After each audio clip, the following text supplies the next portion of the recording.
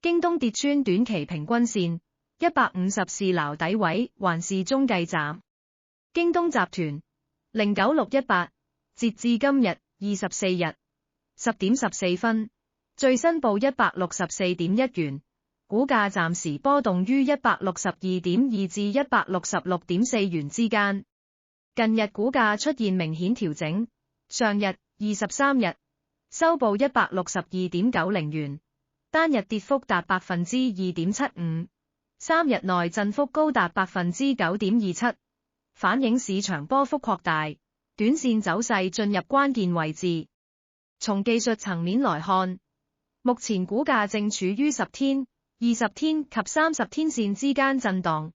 分別為165.54元、165.04元及162.49元，短線略見疲態，但尚未完全轉弱。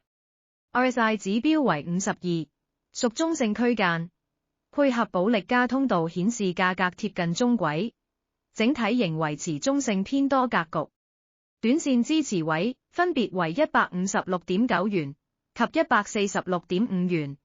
若進一步跌穿156元，恐將下試150元關鍵心理關口。上方阻力位於174元與181.1元，尤其174元為過去幾個月的重要頂部位置，若無強勢資金推動，突破難度頗高。威廉指標目前處於中立區間，但動量震盪與牛熊力量已轉為偏弱信號，加上 ADX 僅錄得18，顯示目前趨勢尚未形成明確方向，市場仍處觀望期。回顧輪證市場表現，於3月19日推出的熊證明顯成為贏家，花旗熊證52450。兩日升幅達 47%， 摩通熊證52660更升幅 50%， 顯示在股價下行時，高槓桿空方產品能迅速反映利潤潛力。值得提醒的是，過去市場曾出現認沽證錯標為認購證，或其他非京東個股產品混入同類列表的情況，操作前請謹慎核對產品代碼與標的資產，確保部署準確。若你認為京東短線調整接近尾聲，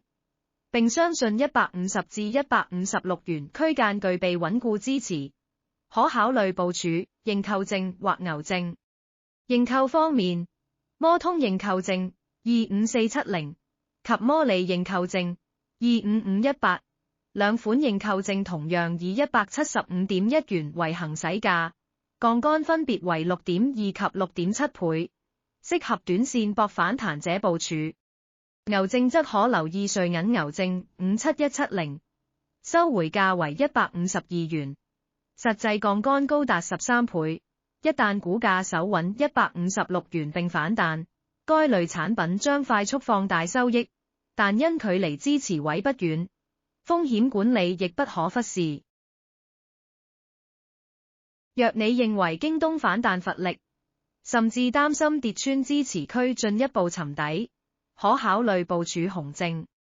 匯豐熊證56385及摩通熊證55506，同樣收回價設於180元，槓桿分別為 7.8 及 8.4 倍，提供相對進取的做淡選擇，尤其在股價冇力突破170元一線時，可適時進行空方部署。你認為京東目前的調整是中線築底的機會，還是走弱信號的開端？150元是否是你的入場點？你會選擇認購證搏反彈，還是熊證追擊下行趨勢？或者你會觀望更多財務數據或政策消息才部署？歡迎留言分享你的看法。記得追蹤港股窩輪 Jenny， 獲取更多即市熱門股的技術分析與輪證部署策略，每日精選輪證產品，助你出擊更有信心。